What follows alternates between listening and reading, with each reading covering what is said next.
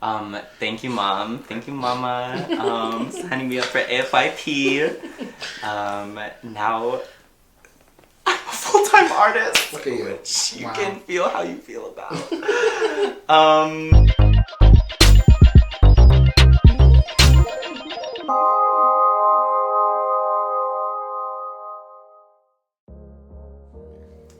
I was not interested in performing. I got signed up against my will for an after-school acting class when I was 8 years old, and the rest is history. Who forced it? My mom forced me to go to acting class since I was in just the school. It was called SAC. School Aftercare Club or something like that.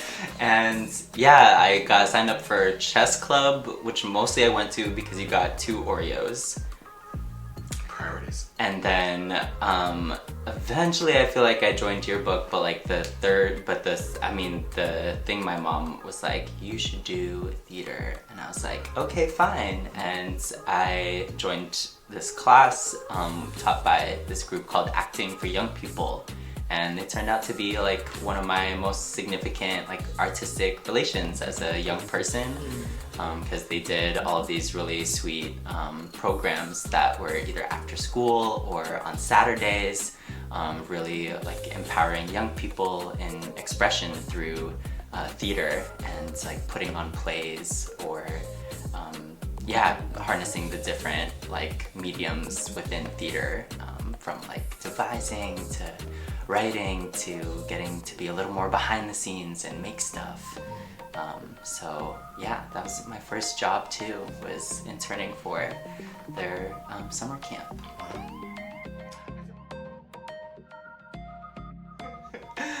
I'd say a big moment, or it's kind of the series of moments, was just I feel like I remember deeply the opening night jitters, and it's funny, I got to feel it so much as a young person, I'd say from ages 8 to 18, that I think once I after doing auditions and getting into theater school for college, I really they move through my body in a different way, and so I'll always be grateful for times that I always had to pee. I always was so close to a little tinkle right before getting on. Sometimes maybe some, who knows, but no liquid ever made it on the floor. So shout out to Hanes, Costco bunch pack. Absorbent. And that's all. Yeah.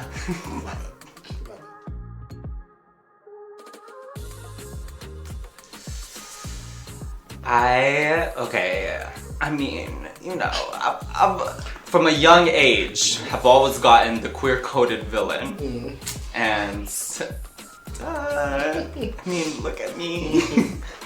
And I really think it is fun because it, even before I had like any idea of like queerness or the language around it, it's like, oh yeah, like people who actually are like whole people, and so it was always so fun, like what they taught, in my theater programs was like the evil person, the villain, doesn't think they're the villain, like that's the whole point.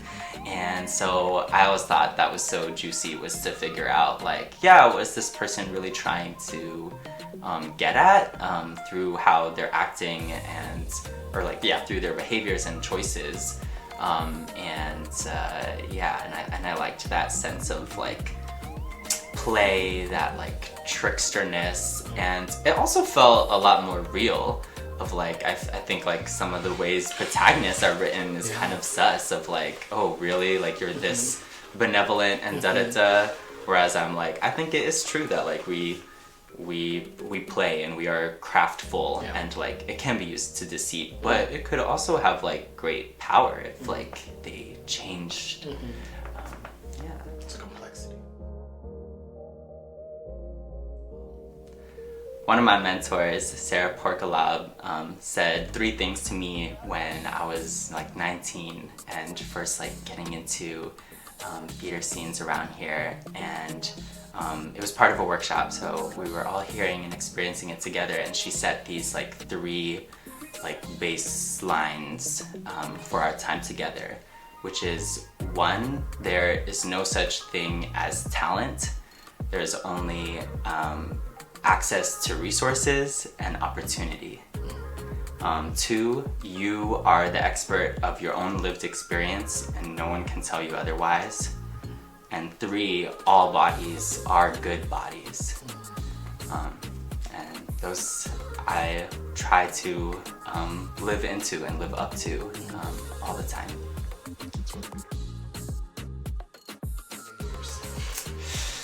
Ooh, I am loving this concept of portals, and I love to have these next years be full of that as an artist and as a maker, organizer, that like I'm really interested in, like, it doesn't have to be a complete thing, it doesn't have to be a long durational thing, but like actually that like whatever this space is where we get to meet one another can be really impactful and full of small to big transformations. So I want to be part of spaces and make spaces that meet lots of senses, that like always feed the people, and where like we get to like embrace like one another's like specialness, and yeah, I think that comes through like setting up like circles and setting up like the shapes that and bringing the tools to that set like comfort as like a baseline, so we're not like exhausting ourselves or like pushing ourselves through the making, but just kind of getting to be with one another, and that actually could be the ground that then we can, you know, play with our bravery, or step into things that are daring, in terms of how we express, from, you know, I feel like an open mic is less important to me than like a warm mic. And I wanna be doing that and getting our bodies all lubed up. Yeah.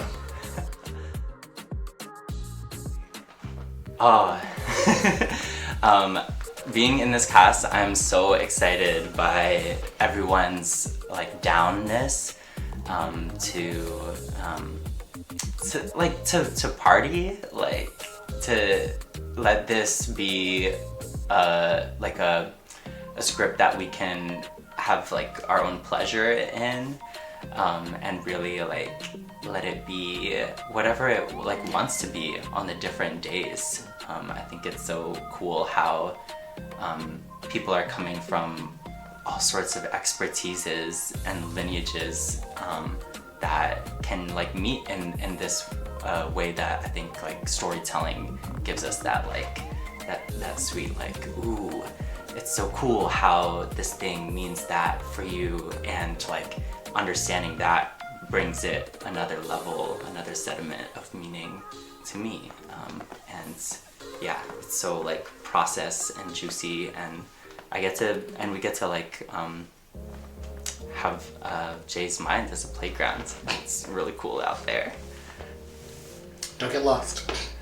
But at least find some portals. Yeah, I'm lost, but that's good too. I pray for you.